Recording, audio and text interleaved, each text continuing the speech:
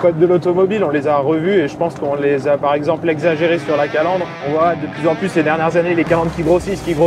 Et nous on l'a assumé, on s'est dit toute la face avant en fait ça va être une calandre. Le but demain c'est que ça puisse devenir un véhicule du quotidien pour beaucoup de personnes et que ça puisse se développer et se massifier, que ça permette d'avoir un véhicule électrique qui pèse pas forcément 2 tonnes au quotidien. Salut, la voiture est partout. Ça commence dans l'enfance sous forme de jouets, ça continue avec les films, les séries, les publicités. Alors forcément tout ça, ça façonne un imaginaire très puissant. Pour que le véhicule intermédiaire soit désirable pour le plus grand nombre, faut-il bouleverser ces imaginaires ou au contraire surfer sur les codes esthétiques de l'automobile? Pour en parler, j'ai traversé les Alpes pour vous emmener à Cluse à la rencontre d'un équipementier automobile qui prend le contre-pied de ses clients en produisant des véhicules légers, sobres, recyclables. Et ce n'est sans doute pas un hasard si ce véhicule intermédiaire s'appelle la bagnole.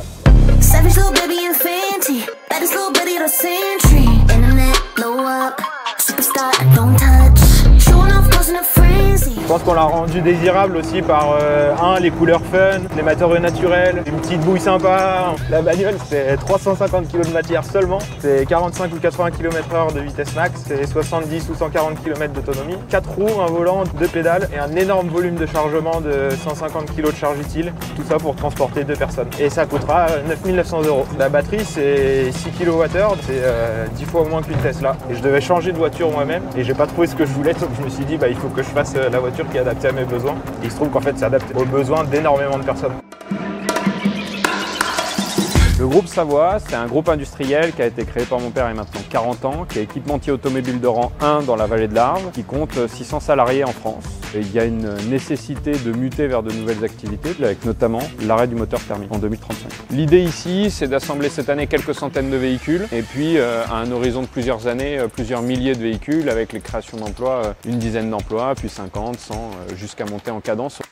Ce véhicule vient d'un certain ras-le-bol automobile. Pourquoi on fabrique des véhicules d'1,5 tonne, 2 tonnes pour transporter seulement une personne, alors qu'avec un véhicule de 350 kg, tu fais la même chose, quoi. Le premier bruit que j'ai fait avec ma bouche, c'était le bruit d'une Formule 1, mes parents m'ont toujours dit. Maintenant, je roule dans une voiture que j'ai conçue, donc c'est sûr que ça fait quelque chose.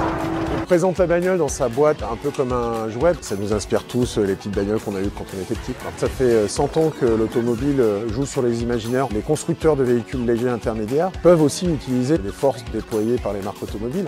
Pour réussir, je pense, la transition des mobilités légères, on est obligé de jouer sur les plates-bandes de l'automobile, je pense, parce que c'est quelque chose qui est tellement ancré. On surfe sur les codes de l'automobile comme elle était au tout départ. La 2 chevaux, la Méhari, des engins qui étaient légers, faciles à utiliser, faciles à réparer. Le cœur névralgique du véhicule électrique, c'est la batterie, et dès le début de la conception, on a voulu que cet élément et ce sous-ensemble soient réparables. On a pris la décision stratégique de les produire nous-mêmes en France. On a tout de suite anticipé les logiques de réparabilité, les logiques de durabilité. C'est une équation budgétaire et économique entre un véhicule qui est accessible, mais aussi qui a une grande partie de sa valeur ajoutée qui est réalisée en France. Et ça nous tient à cœur.